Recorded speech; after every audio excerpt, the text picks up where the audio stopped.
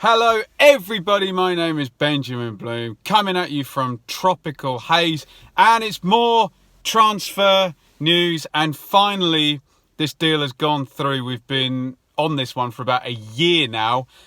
Luke Freeman has gone from QPR to newly promoted Sheffield United. As I said, the interest was there last year, but a lot has changed since that first interest. Obviously, Blades have got promoted and now £100 million coming into their bank in the next calendar year. And QPR obviously drifted down under Steve McLaren, hired a new manager. They were one of the last 4-year parachute payment teams, so they have decided to sell what most people would agree their best player and their supporters player of the year. We do not know the fee, but we know that it is more than was paid for John Egan from Brentford last year, which I think is around the 4 million mark. I don't know if it's a club record with add-ons. I don't know if it's a club record fee. It's gone through as undisclosed. But given what Premier League teams, which Sheffield United are now, are used to paying, looks like a pretty good fee for a guy who is 27 years old and generally regarded as one of the better creative midfielders in the Championship. Let's talk about his career and maybe we'll understand why that fee does seem low compared to a lot of players who go out and up into a Premier League team. So, was an Arsenal youth, always a good place to go and train, but did not make the grade. And I do like stories like this where players make their way back up to the Premier League, because he may get a chance to play against Arsenal last year, which is great. So he went down to Stevenage and actually played 100 games at Stevo in Hertfordshire, then picked up by Bristol City, so up a notch there, into the Championship. And my recollections were of him scoring a worldie against Ipswich, but then I remember distinctly a game between Bristol City and Ipswich where Lee Johnson was trying to do his Lee Johnson thing with no playmaker and everyone pressing as a team and moving backward and forward together. And I remember Lee Tomlin and Luke Freeman playing in a game at Portman Road, and it wasn't working for those two players. They didn't fit what Lee Johnson was trying to do there. And so despite being a very skillful, very technically good player, Freeman was shipped out by Bristol City. Off he goes to QPR under Ian Holloway, and he's been there since 2017. Again, my experiences of watching Championship players are often in the prism of against Ipswich, and he was always excellent against Ipswich. I also saw him put one in against West Brom and against Leeds. I think he scored against both of those teams last season. So always played well when I saw him.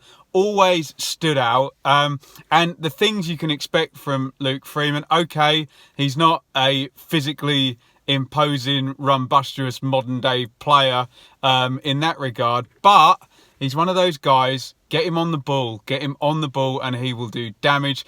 Brilliant left foot, very skillful. Was actually quite tenacious when I saw him in a midfield three with, it would have been Josh Scowen and Massimo Longo. That worked quite well for him. Last year under McLaren, I guess drifting out left a little bit in a 3-5-2 I saw. And obviously he can play in the number 10 position. So looking at his progress, he has come from Arsenal, dropped down, up, become an established good Championship player, and now he gets to go in the Premier League, which is fantastic. How does he fit in then at Sheffield United? Well, we all know Chris Wilder's tactics down to an absolute T now after last season. Well, after the last 3 seasons, really. Since he got that through at the back system, it has not changed. So you would think Luke Freeman is a shoo-in for the number 10 position there at Sheffield United. Obviously, they finished the season with Mark Duffy and Kieran Dowell sharing that position. And this is where I guess Wilder has done well, because Kieran Dowell, a young sort of England representative player at a Premier League club, probably going to cost you double what they've paid for Luke Freeman. Duffy is going on in years.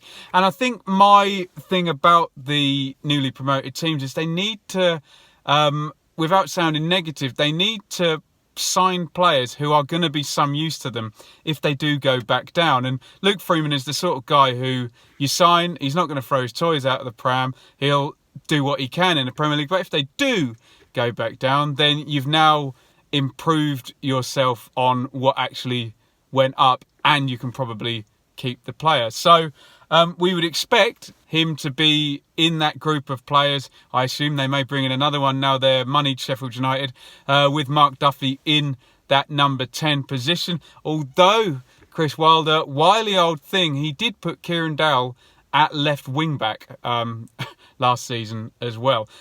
What he does give Sheffield United now is a lovely sense of balance in that you've got two very technically very good players on the ball, passing the ball, one left-footed, Freeman, to complement Ollie Norwood. So if they can dovetail somehow, you've got a lovely bit of balance right and left foot and set plays now. If you're Sheffield United, you've got real options on those crossing set play deliveries, and we know Wilder and Alan Neil did a great job of making set plays count, and now Sheffield United are in the Premier League. That could be all important, keeping games tight when they're up against rivals, and you know, maybe a set play wins them the game, and having Luke Freeman and Ollie Norwood both in your team isn't going to do you any harm. So I think he's going to fit in very nicely at Sheffield United.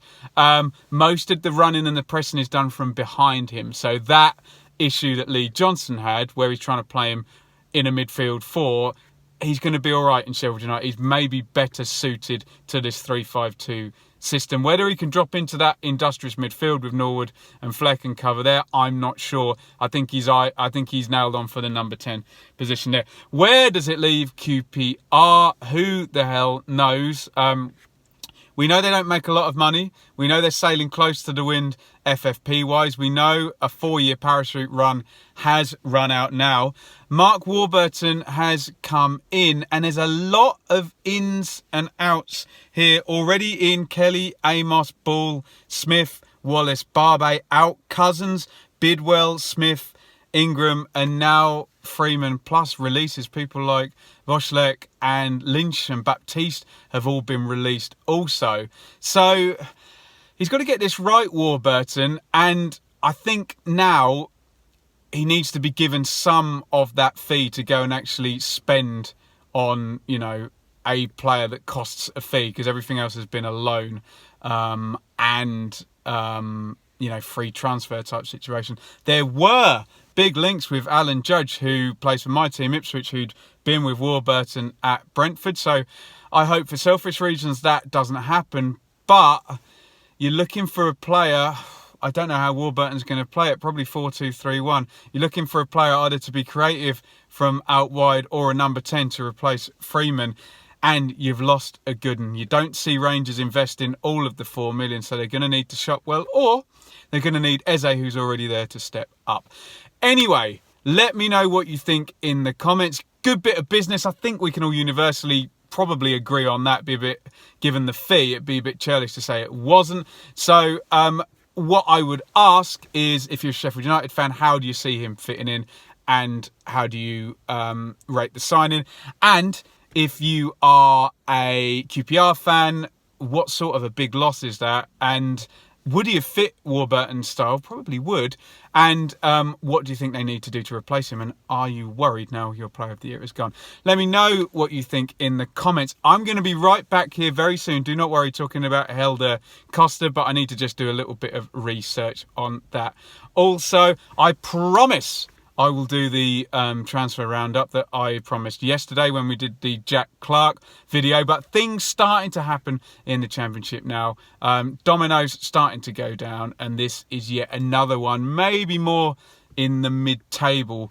But I keep saying it's when the money comes into the Championship is when you see the action happening. And we now know there's 10 million gone into Leeds, there's 13 million gone into Bristol City, and there's probably 4 million plus gone into QPR. So money into the Championship, moves abound. We expect this all to really map out very soon, as I've said, because that window has moved forward to the start of August. Around this next few weeks. We expect the deals to all happen a bit earlier this year. Let me know what you think in the comments, as I've asked. Hit that subscribe button, hit the